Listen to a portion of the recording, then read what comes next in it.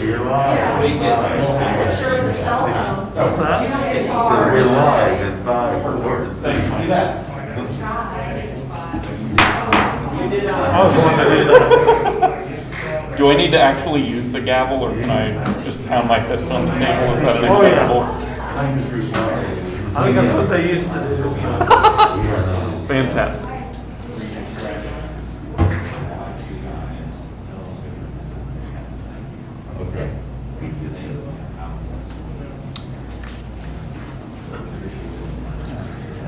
All right, we ready?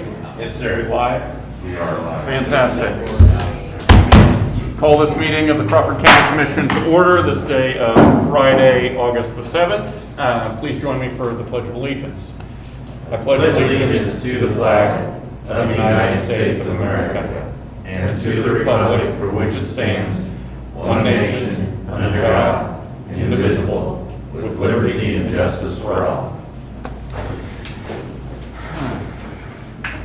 Okay.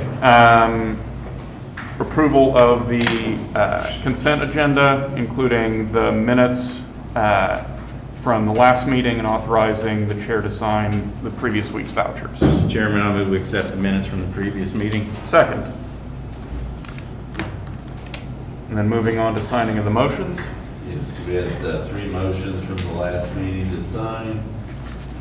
First motion is 20-309, to recess this open session and go into a closed executive session for a period of not more than 90 minutes to conduct interviews for the public information officer position under non-elected personnel and to include the Board of County Commissioners, County Councilor Jim Emerson, County Health Director Rebecca Adamson, and candidates for the position of PIO, and to reconvene by 10 a.m.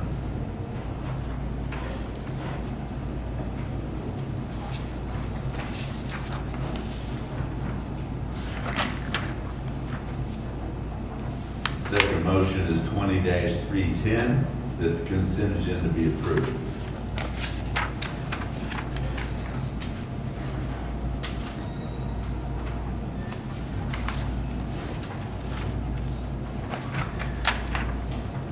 And the last motion is 20-311, to recess this open session and go to a closed executive session for a period of not more than 15 minutes to discuss the public information officer position under non-elected personnel and to include the Board of County Commissioners, County Councilor Jim Emerson, and County Health Director Rebecca Adamson, and to reconvene by 11:30 a.m.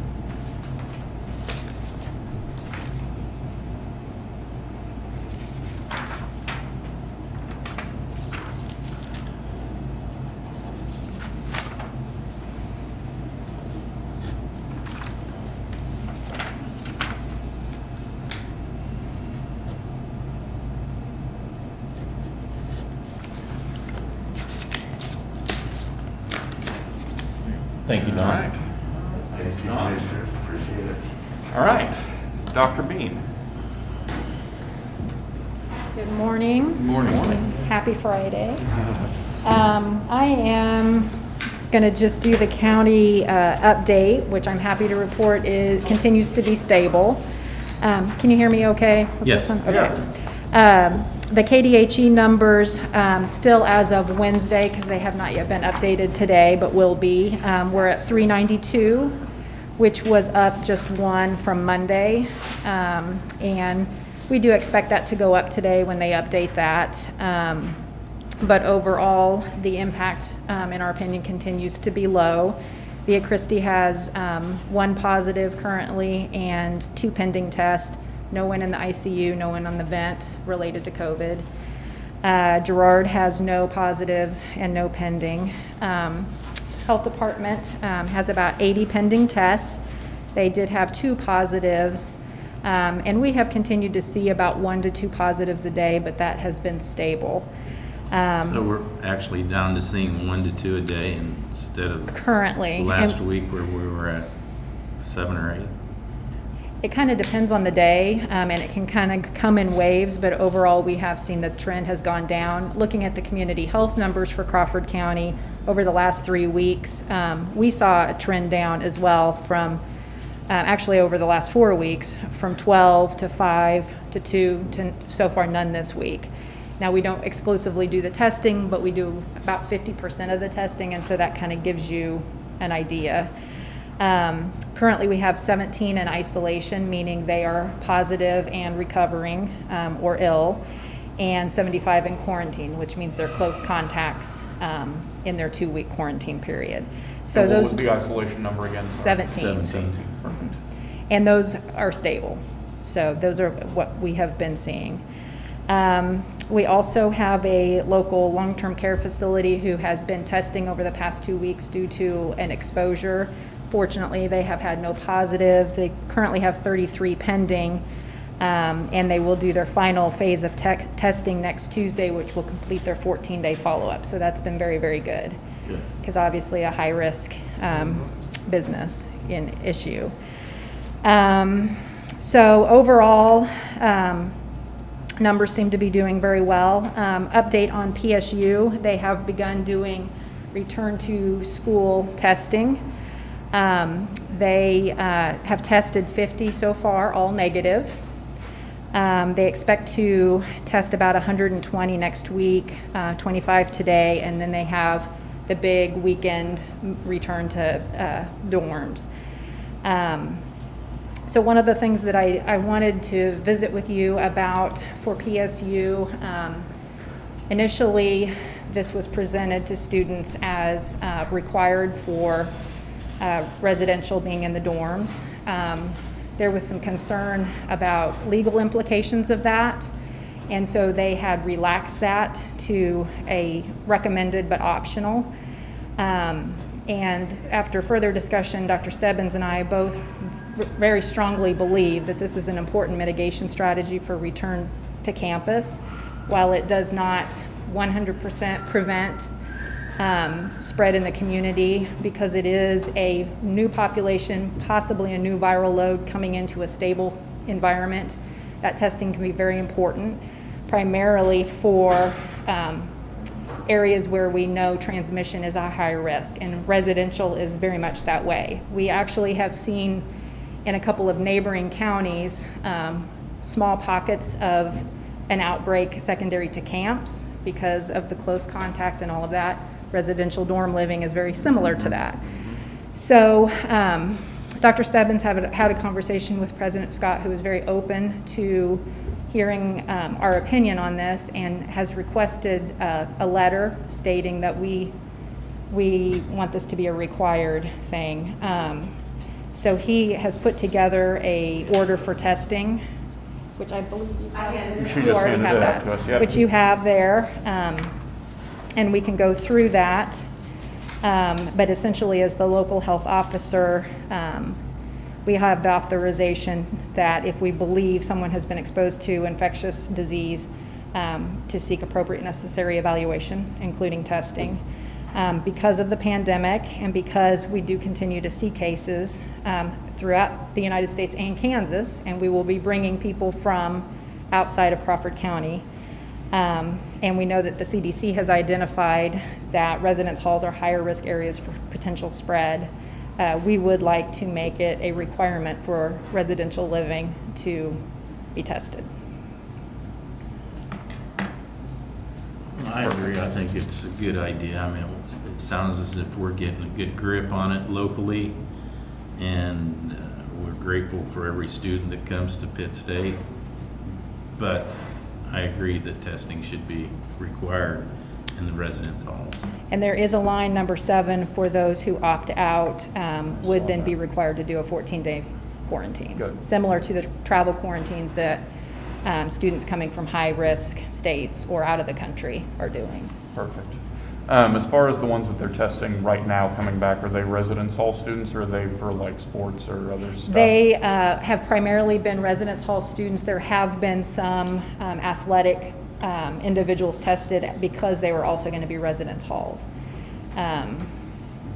residents Right. of the dorms. Have they discussed any plan to do something like the cohorting or high transmissibility groups? Such as athletics. Right. I will follow up with them, and I don't know, Rebecca, if you know anything more than that. I have thought that was going to be part of the plan, but recent conversations, it kind of sounds like it's more that focuses on the residence halls. So we'll follow up with them to find out about the other, because again, athletics and the close contact with that, especially certain ones, such as football, there is a higher transmission rate. That's what Okay. Okay, yeah, that would be helpful. Okay. So, Okay, I had, did you have something? No, go ahead. I had a couple of questions that are unrelated to this. So on the schools, I think all of them have passed their reopening plans and kind of laid out what that's going to look like. I know that the ones that I've seen have identified transmission levels of what, low, moderate, and significant, and then tying that to delivery of instruction methods, right? Where it's low, we can be in school. When it goes to moderate, we're going to do flexible, whatever it's called. And Correct, then yeah, the hybrid and significant is where everybody goes home. Yes. And I've had a lot of questions about the definitions of those levels, because the schools don't define it. Correct. And they said that they're going to be looking to us. Do we have a working definition of what those levels are? So that goes back to, and what we advised in those plans is not to talk about low spread, high spread, because spread talks about just numbers and goes back to what Dr. Stebbins and I have been talking about, the impact. So that's where we look at hospitalizations, critical care, deaths, ability to test, and ability to contact trace. And that's what then gives us the information to determine whether we're at a low or minimal impact on the community, a moderate impact on the community, and high impact on the community. And we would use those same principles towards the schools and look at schools individually. So it is probably almost impossible to have it black and white written out about what is going to define low, moderate, and high, because in a school, it could be a classroom versus the entire school, and really having to look at the situation and determining the best strategy. So everything that we have recommended is that we will continue to work with each school to determine what plan they need to be adopting at that moment. And it may be, for a 2-week time period, and it may be for a classroom. And I have had that question from several people who've called the health department, because they've asked the schools, and really the schools can't give a straight, a flat answer on that, because and I've explained the same exact thing. It will just depend, like in an elementary school where the kids don't ever leave their classroom, it would be a lot easier, to control a situation before you had to move to a new level, whereas maybe in the higher education levels like high school, it would be more difficult. So everyone I've talked to after I explained that is like, oh, okay, that makes sense. We've had several calls about that. I think the main concern is with not, because I understand the complexity, right? Like, it is not a clearly demarcated, now it's bad and we have to but I think the concern is without some kind of definition that is transparent that people can look to and understand and are like, oh, I see that we're this, now this decision needs to be made. There's fear that nothing will get done, right? They look to the places like the states in the South that have reopened and have had all kinds of an explosion in the number of cases, and kind of a refusal to address it of no, it's fine, we're not I think there's just a worry that Sure. without a definition, nothing's going to happen. Sure. My concern with locking in on specific criteria for things is it does not necessarily allow as much flexibility, because every case seriously can be very different depending on who is exposed, how many are exposed, and what the impact of that is.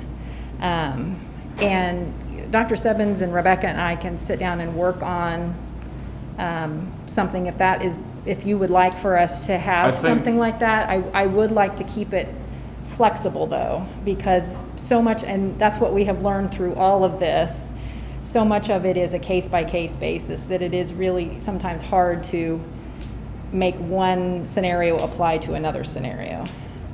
But we could probably work on some general guidelines. Even how the process will work, Right. how we will look at one school, each school individually. Maybe that would be helpful Each just classroom to. individually, and explain that it's not gonna be like Well, maybe 5% even- of the student, it's not gonna be a percentage. It's not gonna be Describing numbers. The things that you're looking, that Right. define the case-by-case Right. Yeah. sorts of things. Because again, I think having something to point to with the public that's not simply, we'll figure it out when it happens, that people Sure. can look to and then kind of give them some understanding. And I think that's would be not beneficial. exactly what I'm saying, that we're gonna figure it out. I mean, we know what we're looking for and what we're looking at. It is just hard to pinpoint it down to, Until it happens. correct. It's hard to like say, we're gonna do this, this, and this. We know what to watch for. Like Right.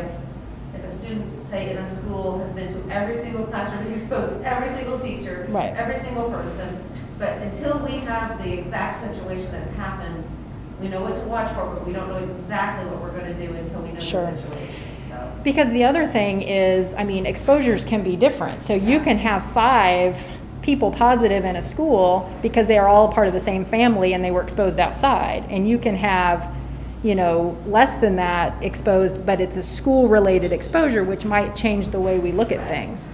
So that's where, you know, just having, at this threshold, we're shutting down is probably not the best way to look at it. But I certainly understand needing to have something in place, Probably so. just the indicators of what we're watching for, you know. I would think, And how yes. we will evaluate different situations would give people some peace of mind. Because the folks I've talked to, I gave them examples, like, for instance, if the elementary example, you know, Right. that's much easier to contain. And that, I think that helps Mhm. people kind of think, oh, okay, they know what to watch for, what they're planning. Perfect, yeah, I think that would be very beneficial. Okay. And along those lines, I want to talk about this in new business, but we'll have our PIO starting not next week, but the following week, I believe. With her, I'm hoping that, because I think another question we've gotten a lot is just on the numbers and reporting and being able then to tie that to what we were just talking about with Sure. what we're looking at. Because people look at the KDHE numbers, right, that are accurate, but also don't convey like what you were describing The whole before, that picture. we have 17 people. It's not 300 and almost 400, right? Right. But I do want to get some kind of regular reporting out that's Mm-hmm. visible to the public of like, these are the numbers that we're looking at on the ground, these are the numbers in isolation and quarantine. This is the number of testing that we're doing, these things that are gonna match up then with what you're describing of what we're looking So at. some counties already have it on their county website, so I'm gonna work with her, the PIO, to get that on our county Mhm. website, where we actually have a dashboard. I would agree. And it'll say like isolation, quarantine, and probably will update it Monday, Wednesday, Friday, because that's when the Yes. state updates their numbers. Right. And then we can get pending tests and things like that on there too. I think that would be Yeah. very And we can share it beneficial. on Facebook too, but I think Right. the county website would be good, because once you get so far in the feed on Facebook, Right. you don't see it anymore after you get a bunch of Right. posts, but, so Right. we'll have them. And I agree wholeheartedly with that, because I think if you can give accurate picture for where we are right now, that will help. And people are needing data that is accurate. The other thing that I would like to see is we have started at Community Health looking at age ranges. Now KDHE looks at that to some degree also, but specifically for the different school age, for elementary, middle school, and high school.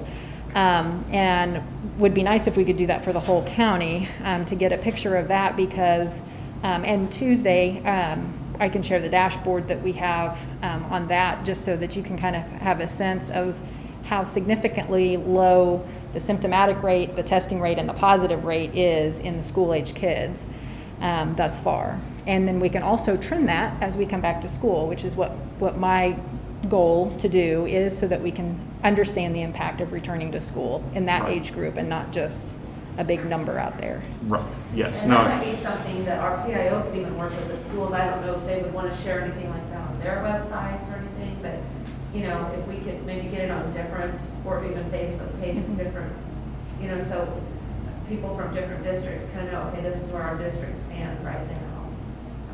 You know, because I know that's Right. gonna be the, as soon as you give another piece of information, there's always another piece wanted. We've seen that, the more we give, Right. and that's just human nature, the more you give, then the more, I mean, there's always more questions. So if we give Crawford County numbers, then we're gonna have somebody say, well, my student goes to blah, blah, blah, USD, whatever. Right. And, so it might be something advantageous to know by district, and our FE nurses could work on that.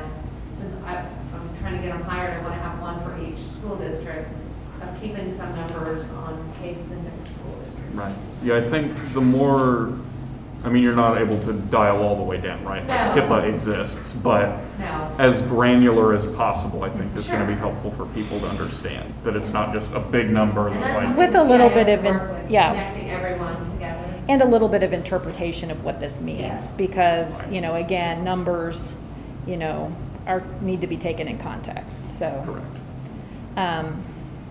So that being said, I don't know if we want to revisit it all. I know Dr. Stebbins had presented, and there was some discussion on last week about the return to school recommendations that we had made. If we wanted to discuss that any further. Jim, did you wanna? Yes, so that ties into the governor's order. It ties into some discussions we've had previously. I've seen now, since we've had a little bit of time in between conversations, a lot more information from other counties and what they're doing. Some are moving forward with some guidance to schools, as we have here, without actually doing anything with the order, based on what school districts are requesting and what they need.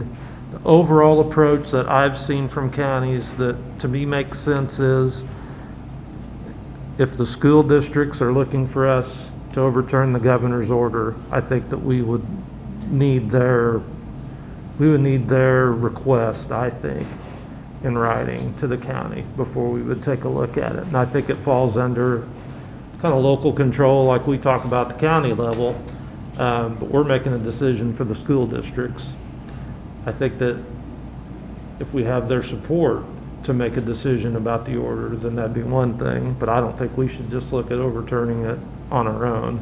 But I think the guidance still is good guidance, and can still be handed out, as our Jim, is health this something officers that have. the individual school boards can look at? Yes, and in the end, that's what's gonna matter. It's gonna be the school board's decisions on how they reopen school with help from us, but it's gonna be up to them. Right, I agree. I think, you know, we're willing to help them any way we can. Yes. But the ultimate decision for the individual school. It's up to the individual schools. And that was the original intent of the recommendation sheet that we put Right. together, was to, and it, again, is, the intent of it is not to overturn the executive order. It is to work within the executive order to make it doable for our schools, and still within lots of safety procedure. I agree. Now, one thing on Dr. Stebbins' order that does, with the new legislation, the County Board of Health does have to also sign that. I'm pretty sure that's, Or we can overturn it. or you can overturn it. You either have to ratify it or. I'd say we could probably just make a motion to approve that order would be the safest route. For the university. For the Right, Pittsburgh for the State. university Pittsburgh- order. That's the Pittsburgh State Yes. order that you have, yeah. Oh, okay. That's the For the only Pitt- order for on the Pitt state State order. Okay, I didn't Yeah. think so. Yeah. That's the Okay. only order out Got there. it. Right, Right. yeah, Yes.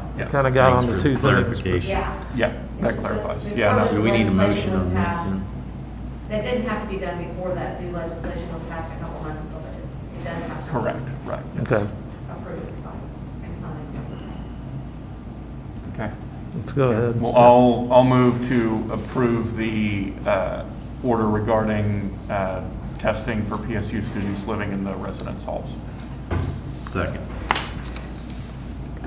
And if you could, guys, give me a signed copy of it, should they just sign on the bottom of it, I guess? or- We'll have a motion that they'll approve and sign Okay. next meeting. You have it for Okay, so then Tuesday. I'll just post that on our Post site, that, and that then- order, okay. Post that order and it's Okay. approved, so, Okay. yeah, I think that's good enough. That's okay, okay. Yeah, we're good enough. Thank you. The only other thing I'll say is that some counties have decided that the order, I think, is valid through the 15th of September, and they're willing to kind of just let it sit For schools. for schools as approved, knowing that in some situations, it's just, that there probably have to be workarounds to fit every school district. Well, I 'Cause- think at that point, it's advantageous for the schools to have these recommendations. I then, think so, because too. it's like, if it expires September Right. 15th, then it's like, okay, let's start doing this because they've got the recommendations. Okay. Well, that way you don't get into potential lawsuits and debate over whether it's a statewide order, and there's counties on both sides of it. Right. There's organizations on both sides of it. I think we handle it this way, with the order in place, but reasonable recommendations for schools. And then it's up to them to to use those however they wish to reopen the schools. We've done our part, I think. So we would just need approval then from the Board of Health to email those recommendations out to the schools as recommendations. Is that something we want to do now? We can wait till we have Let's, Bruce Or you wanna- back. Yeah. Let's so wait till- Table, okay. Yeah. Okay. Okay, one more question, sorry.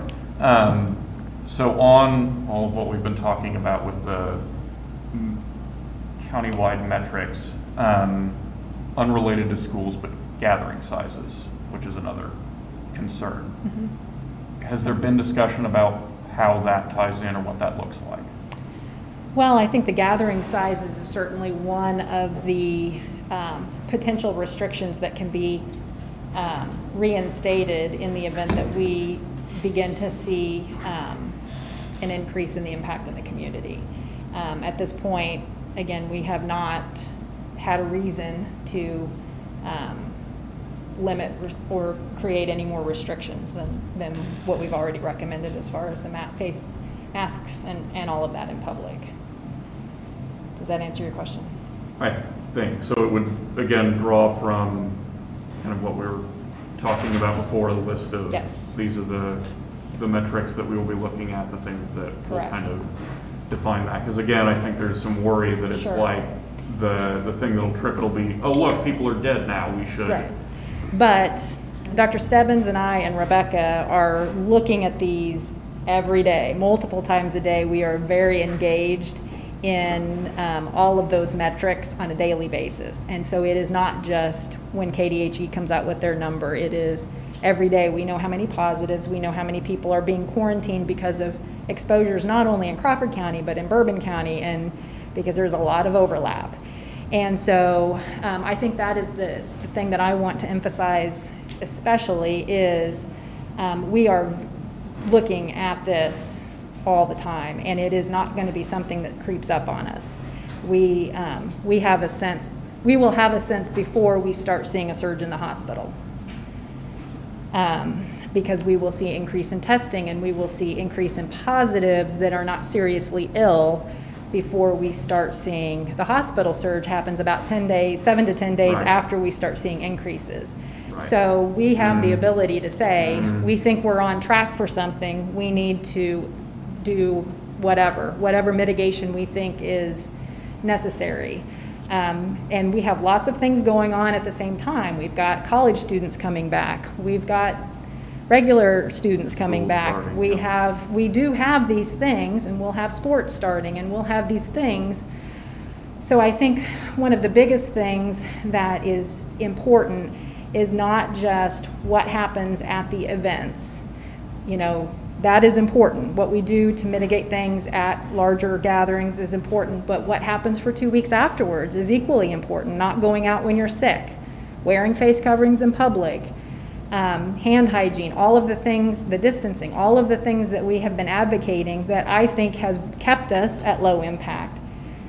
Everybody really needs to be diligent about that.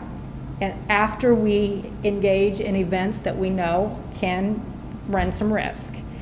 And so I think that is something, we talked about that with the university about educating students, because we know students are going to come back and they're going to be excited to see their friends and they're going to do what college students do. But it is not just trying to reduce the moment at the moment, but it is, if you do gather with your friends, then are you being responsible afterwards and reducing that spread? Because it's that whole picture that can keep us at a low impact. When I saw in his press conference, a couple of days ago, Dr. Norman had talked about the 15 counties that have kept the mask order and the 90 that have not, and like the difference in the chart Yeah, I was about to is mention that, but staggering. we are actually on a very good downward trend, where all of the counties that kept the mask order for the general public are trending downward well. Of course, that could change, but the other counties are trending upwards that do not have the mask policy in place. Only makes sense. Well, and that's just like, so if you go to an event and if everybody's wearing a mask, and then when you leave and you go other places, you're wearing a mask. Right. It just reduces risk. Yeah. Doesn't zero it, but. Right. Sure, but reduction can have a big impact down the road. It's like you see what one person that exposes here and exposes here, if you Right. can cut that down, it can make a significant difference. So, you know, it is being cautious. It is still being able to do the things that we enjoy doing, but being responsible following that, and not going to events ill or recently ill is a huge thing, because that's the big spreader. And so that responsibility is important for everybody. I did want to give an update too on the rapid testing. Yeah. So Pittsburgh State has been using the CytoCheck for their test, which is very good turnaround time. Via Christie's been using them. Girard Medical Center, Community Health has for our outreach events that we've been doing, have done a wonderful job. We have gotten very good turnaround time that has made it very effective. Community Health has received our 30 Abbott machines. We anticipate we should be getting the test kits by the 14th. And those machines then will be dispersed out to all of our clinics in Southeast Kansas. We will have a larger concentration of them in Crawford County because we have a larger clinic here. But we will also have outreach capability. So that will help tremendously, being able to do real-time testing. We will have machines in the school. We have a school health clinic in Pittsburgh and Coffeyville, and we will have that availability there too. So that will be very helpful come cold and flu season, when all of these symptoms look the same, especially in kids, because they can have, GI symptoms for one day and it's what it is. So feel very good about where we are from a testing standpoint. Good. So, do you have anything else to add? I have some health department updates. Okay. Do you guys have any other Not necessarily questions? I don't think so. Thank you. Okay, Thank you all so right. much. Well, we Thank will you. work on these indicators and see if we can get something together that, Thank you for doing that. yeah, sure. Awesome. Thanks for all your Thank work you. too. Yep, Thank you. Appreciate it. Do you want me to go ahead and give health department Yeah, go updates ahead, real quick? Rebecca. So the search is going pretty well for our staff. We had a WIC nurse position open, someone who left the health department and got a job at KDHE. So we have filled that, and it's a well-seasoned public health nurse.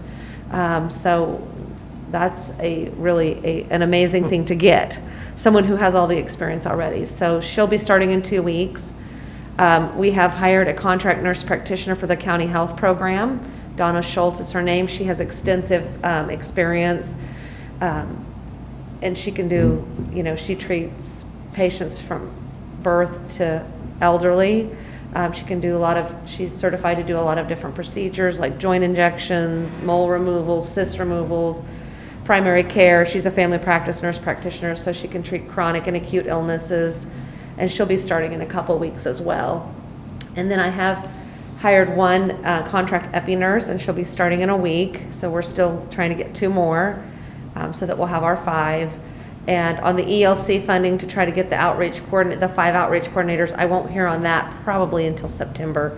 They extended the deadline till the end of October. So I'm hopeful that we'll get that. Our Rapid Sophia machine is supposed to be in September. Hopefully we'll have it by September, the first week of September. Still waiting on that. So it's going well, and we have office space for the PIO. I've talked with her on the phone, and she's super excited to get here and get started. And she and I are gonna kind of work closely for a while on getting our website with all of the things that we would like to have on it, and that Dr. Bean and Dr. Stebbins would like to see, and that you guys would like to see too. So I think that she's gonna do an excellent job on that, and our Facebook pages, and I'd like to get Instagram and Twitter as well, where it can all go out in a feed to all of those. Trying to think of what else. I think, so we're getting some people hired. It's looking promising. It just takes a while to get all of that put into place. Well, it sounds like you're making great strides. Yeah, and so with the schools, of course, and I've told you before, but just so everybody knows, the goal is I will have certain epi nurses aligned and basically assigned to the different USDs and to St. Mary's Colgan, and they will work directly with those school nurses. So I've gotten all the school nurse emails, and then once we get all the epi nurses hired, then we'll reach out to all the school nurses and make contact and let them know, how we want it to go. I mean, they've always been great anyway. We've dealt with other contagious diseases we have to isolate and quarantine, like mumps and measles and chicken pox. And the school nurses are very well versed in how that process works. So, they'll notify us if they get one, we'll notify them if we get one for their school that we haven't heard from them about. So I think it'll go well. And I think it'll make it easier for them if they have one point of contact. So I think that's it though. Any questions about that? No, thank you Don't for think what so. you're doing. Okay, all right. Thanks, Rebecca. Thank you. Okay. Greenbush.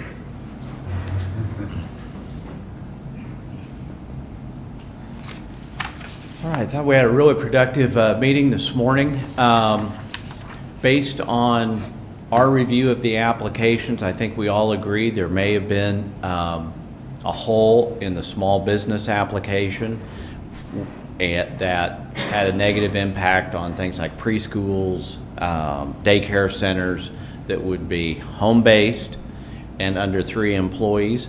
So I would recommend that we establish a supplemental grant program under the Sparks umbrella for home-based and businesses for less than 3 employees.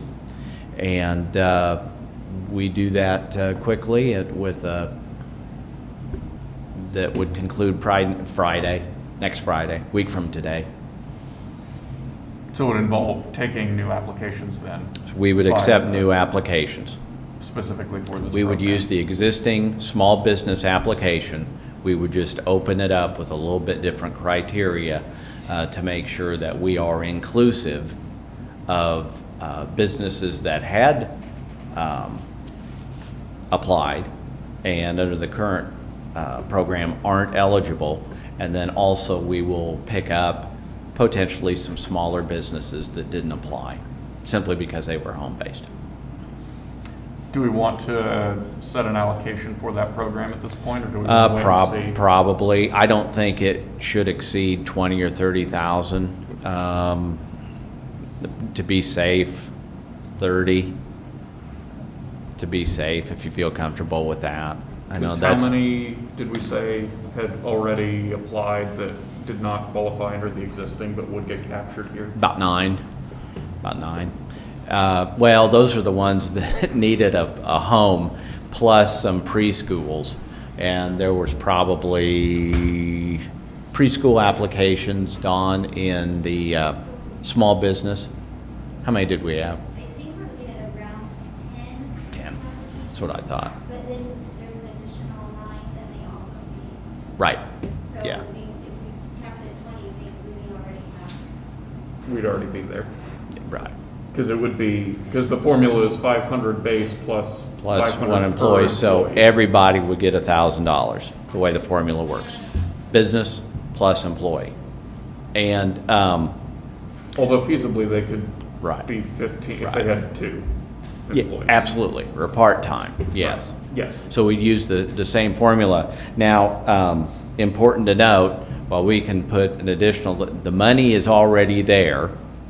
We already have the funds in that particular bucket, if you will, or category. And those that have already applied are already included in the total. So it will be an adjustment. So there'll be some categories that end up in small business, but the money's there. But I think we can cap it at 30,000, and I think that would be fine. It's a guesstimate, but I would be surprised if we got more. So, Mike, just to clarify, are you recommending 30,000 plus those that have already applied, or 30,000 total, including those that have applied? 30,000 new, because we've already accounted for those other applications. Wait, say that again? Okay. Everybody that's already applied, we've accounted for in the budget somewhere. Okay, somewhere.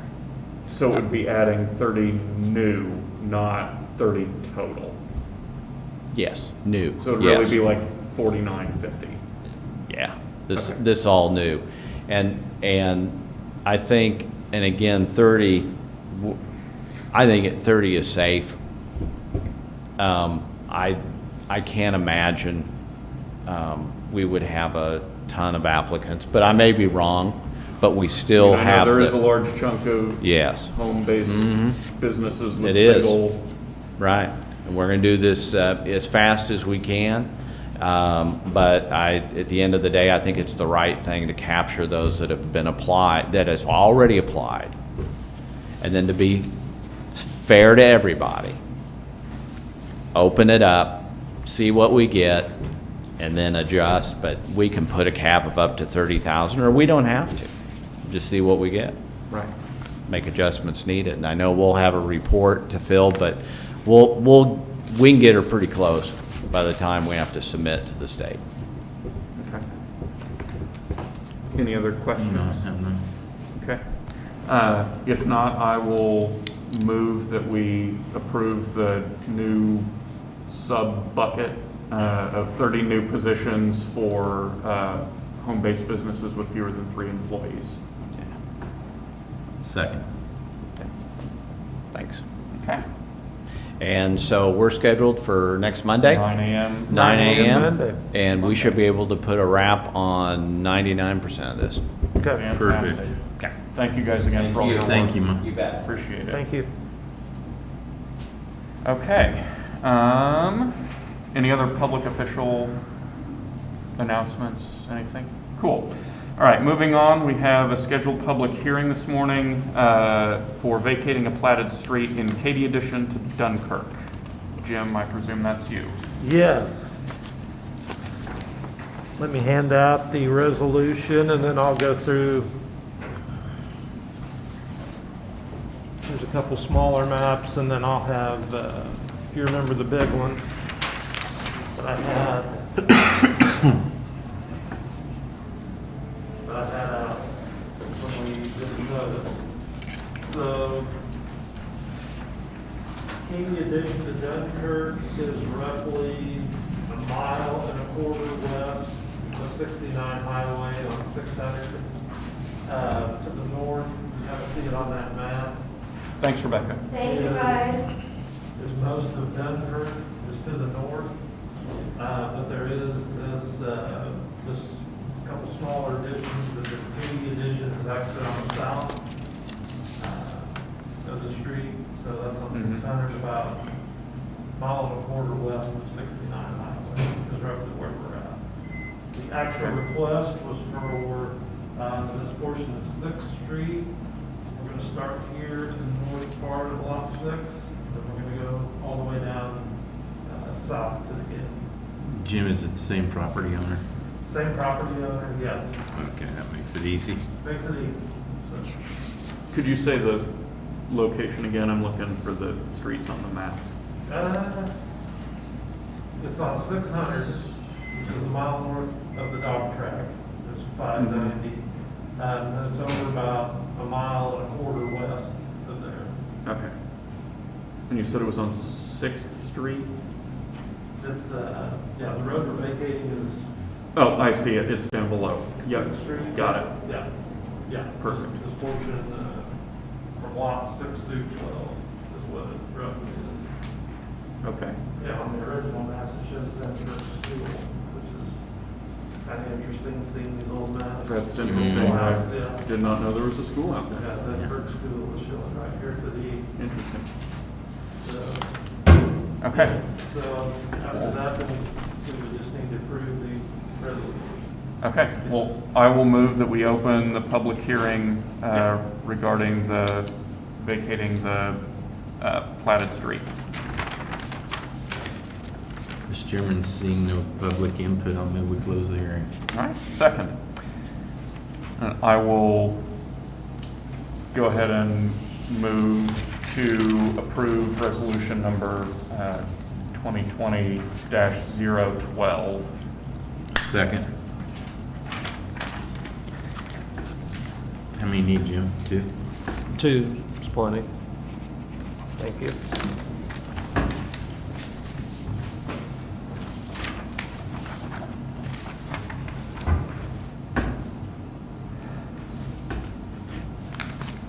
Okay.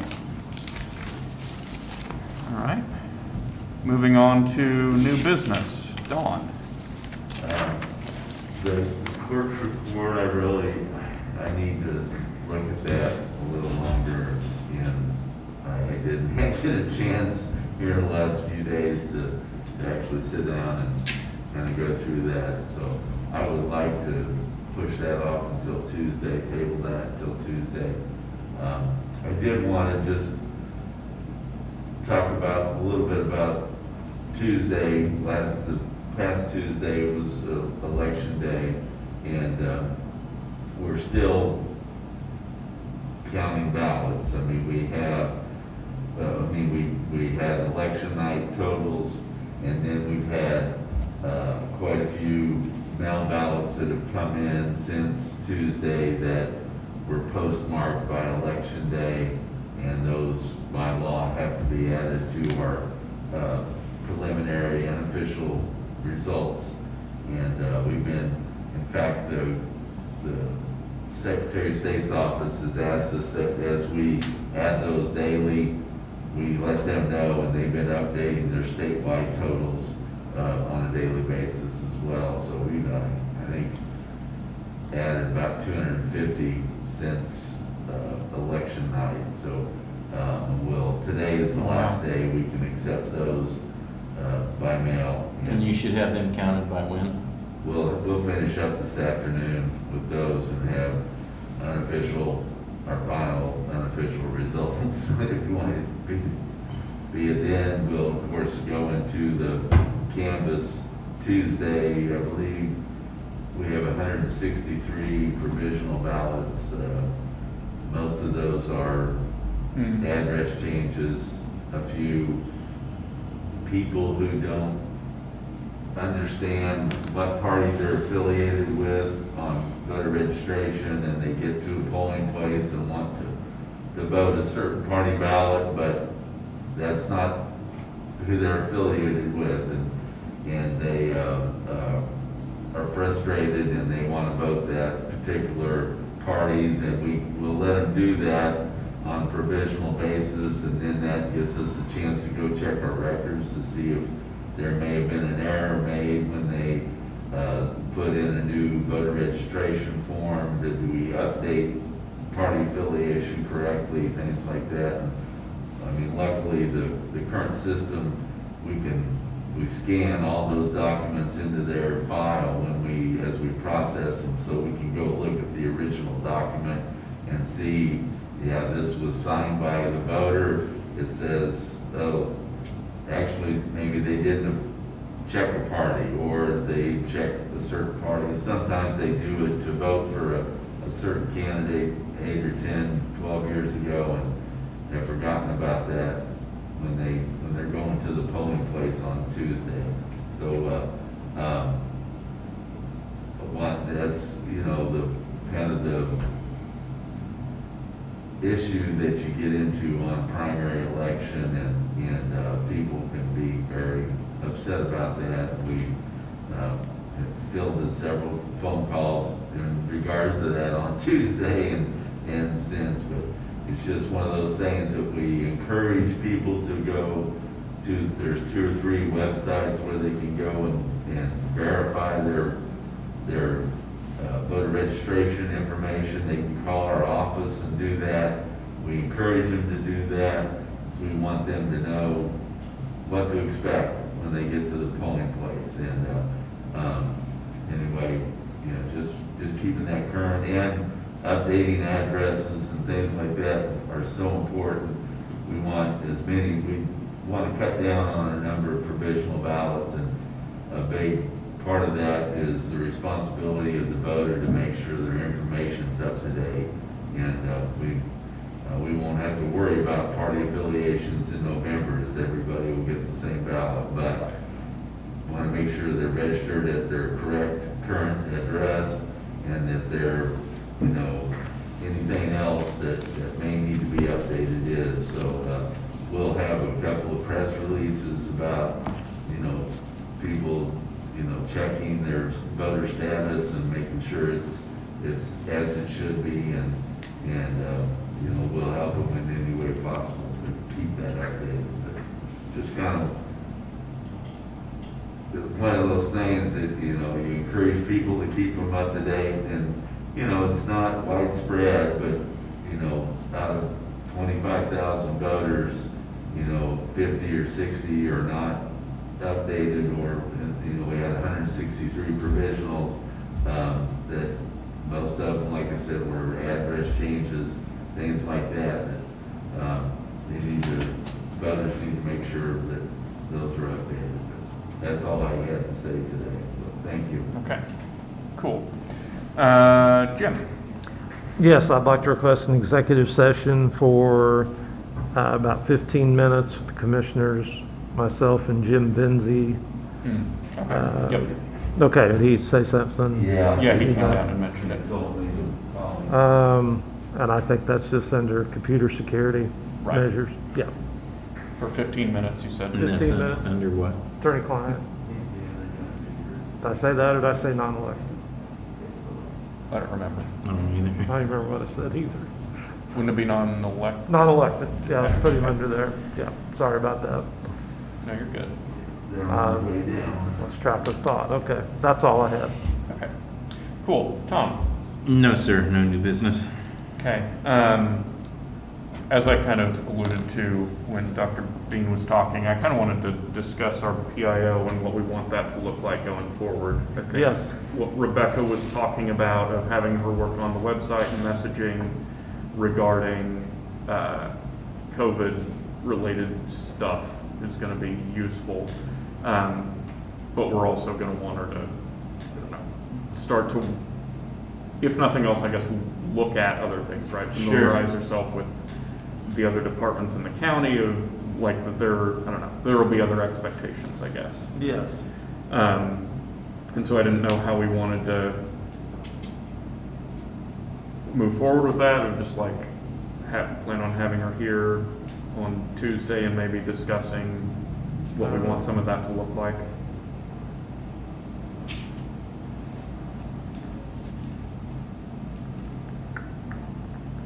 I think she'll be here the 17th for her start date. Right. Yes, not Yeah, so if we- not 4 days from now, Tuesday, but We could, okay, yes, yeah. yeah, Yeah, if we could have her in the 18th and maybe go through, That would be Our the ideal expectations. time to do it. yeah. we want to make sure that there's, yeah, that's kind of the hot spot right now, is getting out the health information, but we want to make sure that she knows that, yeah, it's countywide position. We'll have other things Right. certainly that need.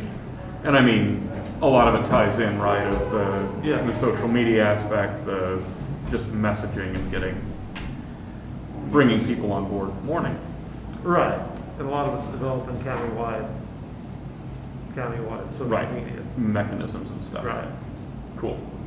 Okay, that Okay. is all I had for new business. So moving on to old business, Don? I don't have any old business. Okay, Jim? Not have none, sir. Tom? No, sir. And I don't think I had it either. Okay, so I'll move that we go into executive session for 15 minutes regarding non-elected personnel about computer security with two commissioners, council, and Jim Vinzi and Brandon Spar. Second. Didn't know you were coming along, Brandon.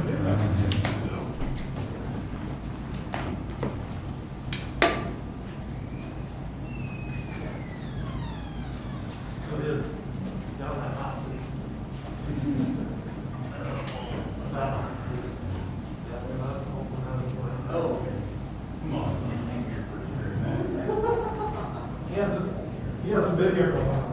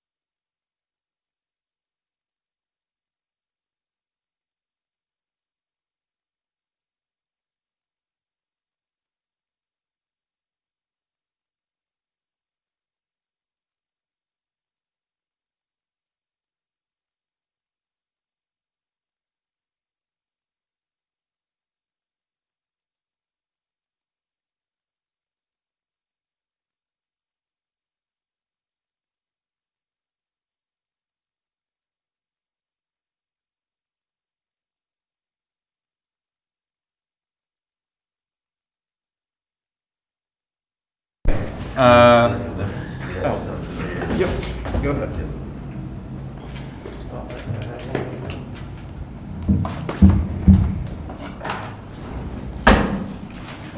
This came in today's mail, I thought it might be something. What is it, Bonnie? It's a certified letter from a law firm, but I, to the board of commissioners, but we go from there.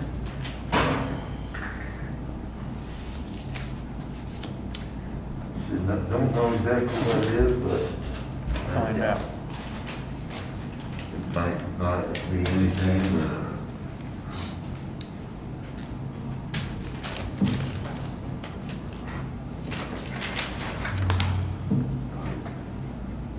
Nothing. Go ahead. Yeah. Swing and a miss. Okay. Swing and a miss. Is there any other old business? Okay, no future business. Under announcements, the courthouse in Girard is open to the public from 8 a.m. to 4 p.m. starting on June 1st, 2020 until further notice. Motor vehicle office at the Judicial Center in Pittsburgh will remain closed, but residents may use the drop box at the security desk at the Judicial Center for motor vehicle and tax payments to be processed at the courthouse. Additionally, there will be a work session with the commission in Greenbush on Monday morning, August 10th at 9 a.m. to go over allocation amounts for Spark funding. And then Tuesday at 9 a.m. will be the election canvass with the Board of Elections. Canvassers. Yeah, Board of Canvassers, correct. Okay. Is there any other business to come before the commission? Mr. Chairman, if there's no further business, I'll move we adjourn. Second.